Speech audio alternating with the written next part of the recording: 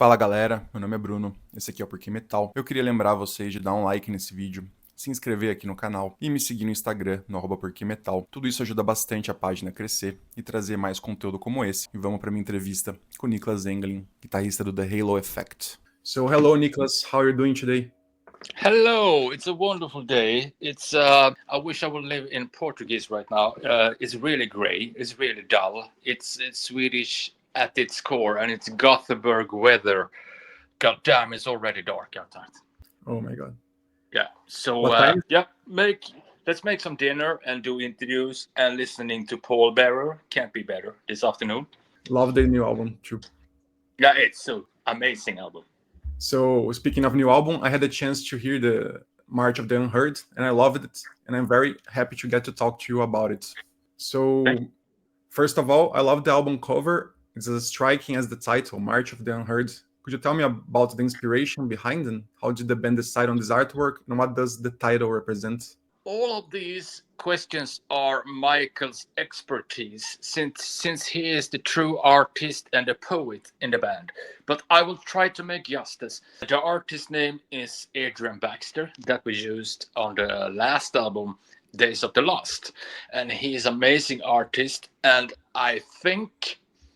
I know that Michael was aiming at, in this cover art, it should be Signs of Gothenburg underneath somewhere. It's lined out in the cover art, and it's a little bit abstract. But the cool thing with this cover is that it's like watching Iron Maiden cover from somewhere in time. You can pick it up even 35, 40 years later. Wow, there's some new stuff on this I haven't seen before. That kind of vibe to it.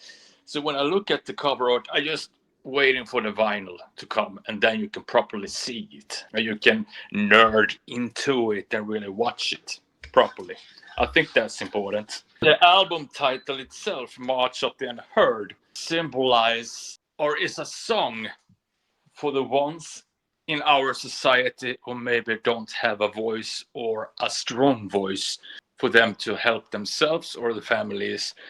And we made a song about that. Give a voice to the unheard in our society. And I think it's the topic and the theme overall in this album. That's what Michael briefed us with, what he was aiming at with this lyric-wise. As I said previously, he's a true artist and a poet, so it's not easy for us to translate it properly, but I think I got it somehow right. And speaking about the songs, the album opens with a few tracks that are very strong, fun, and energetic, very guitar-driven, with that late 90s and early 2000s Gothenburg melodic death metal vibe. Like the first single, Detonate. Yes. But after that, the album keeps adding layers, building up some epic, dark, emotional, cinematic, and even psychedelic moments, ending that beautiful and cathartic track, Coda. Could you tell me about the writing process? What was, and if that progression was planned or did it happen organically? I think that along the way, we ended up playing 96 shows for Days of the Lost album. It was, that's a lot. We didn't think of that. But it was so much fun doing that. And along the way, kind of matured as a band even further.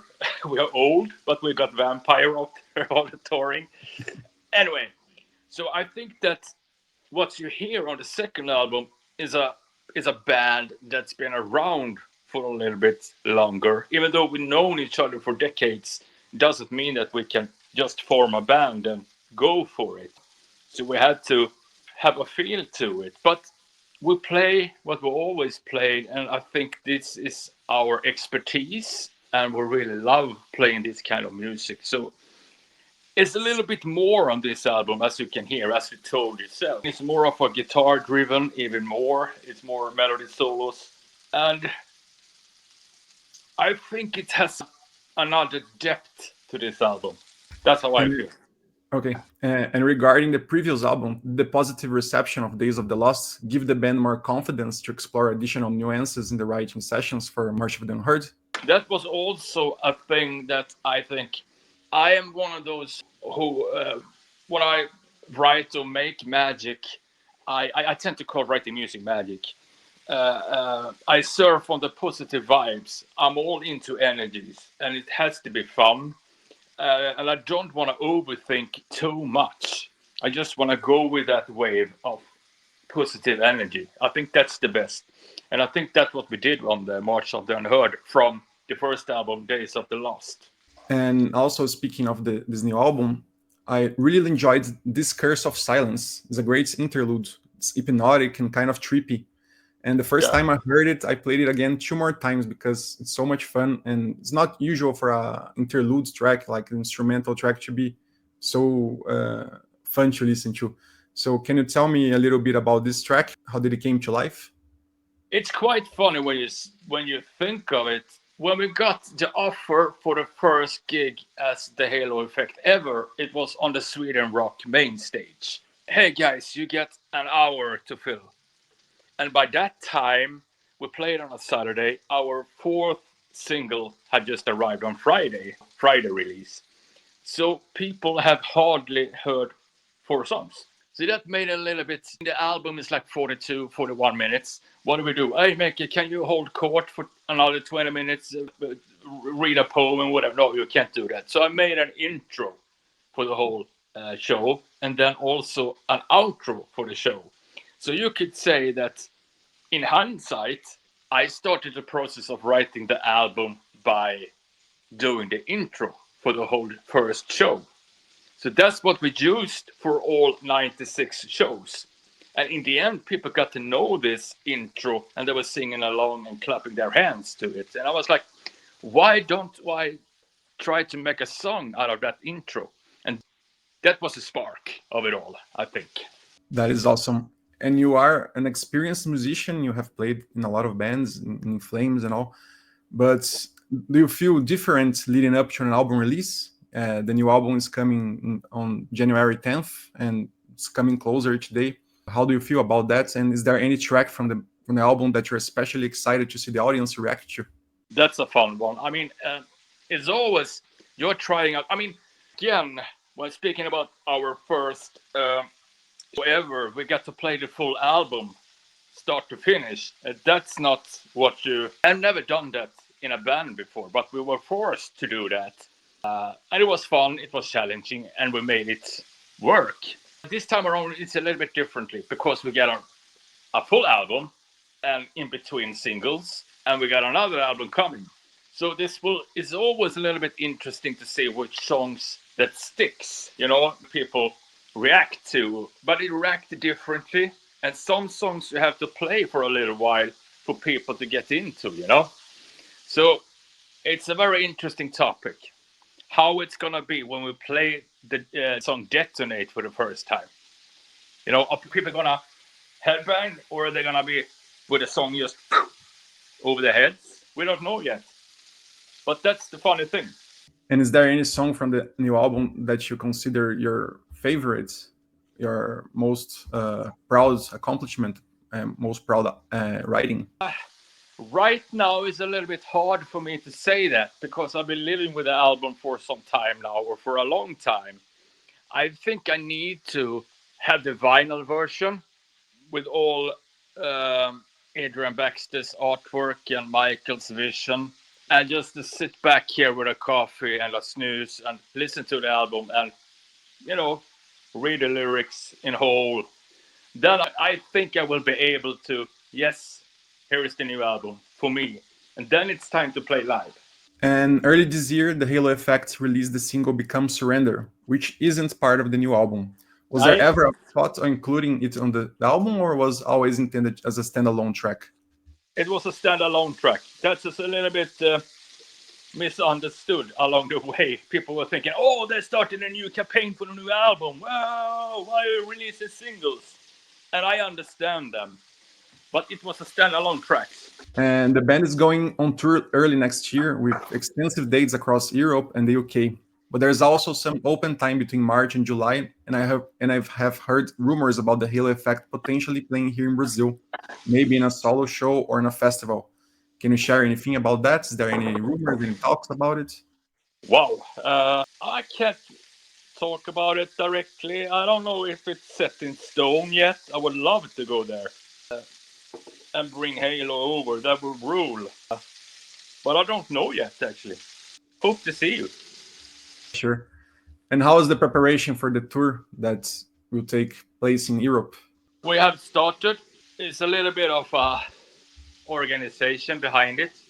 And it's a starting point where you have to, which song, how the set is going to be, the lights and the production of the whole thing. Well, I think we are in the middle of all this to make this work. And right now you are currently resting. Do you miss the stages, or are you fine staying home and just writing and being with the family? It's a little bit of writing, being with the family, a little bit of, and now I'm doing interviews here with you as well.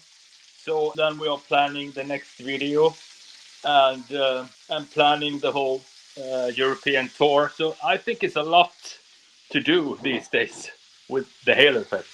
And speaking of the video clips, I've seen the March of the Unheard video, and it's so cool. Looks so great. Very bucolic scenario. Very. How was recording it? It was fun, or it was like a boring activity, even though it looks great? No, it was a really fun one. And a little bit of a backside to that one. It's like Morgan Jensen, one of the producers, used to be my youth center leader, and he's a great guitar player.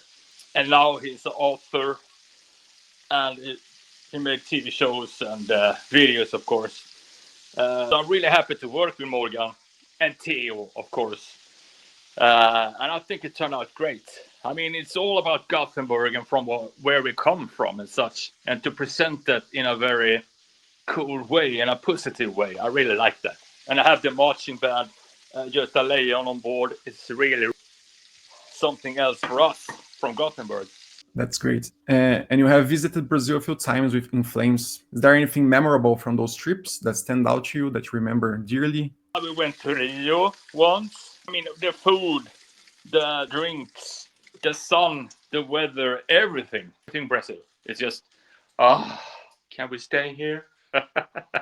And speaking of foods, you are currently cooking for your children. What are you doing? Homemade meatballs in a way. We call it pannbiff.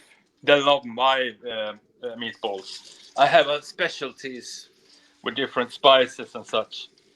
So I would try to make it justice to the last time I did them. That's cool. Very traditional Swedish dish. Yeah. Well, and to end our conversation, I always like to end my interviews asking, what have you been listening to lately? It doesn't have to be metal or even new, just whatever has been on your playlist, on your currently rotation. Okay, I can pick 5, right? Of course. I picked the latest Paul Bearer. I love it. It's amazing. Judas Priest, Invisible Shield, and I would say The Cure, the new album that got released a week ago, is great. And I will go with Michael's other band, Cemetery Skyline. It's great. And I will listen to the new Tribulation album. That's a great one. It is, right? So that's my choice of vinyl, actually. What are you listening to? I'm very into Blood Incantation's Absolute Elsewhere right now. Yeah, I understand. And also the Canon and Fieber new album, which I don't know how to pronounce it right now because it's in German, but also a banger. Yeah, it's good. Yes, it mixes like the black and death metal with the World War I stories. Okay. Very potent. Yeah. And of course, been listening to the Halo Effect album, which is amazing. I'm happy about that. I like it. Thank you. So to give you a space to talk to the Brazilian audience that are watching this video and that are expecting the new album that comes out on January 10th. We hope to come play for you all and have tons of fun and see happy smile and faces. And I hope you're going to like the March of the Unheard album, because we do love it and we put so much heart and effort into it. Thank you so much, Niclas. Thank you so much for today. I'll end there.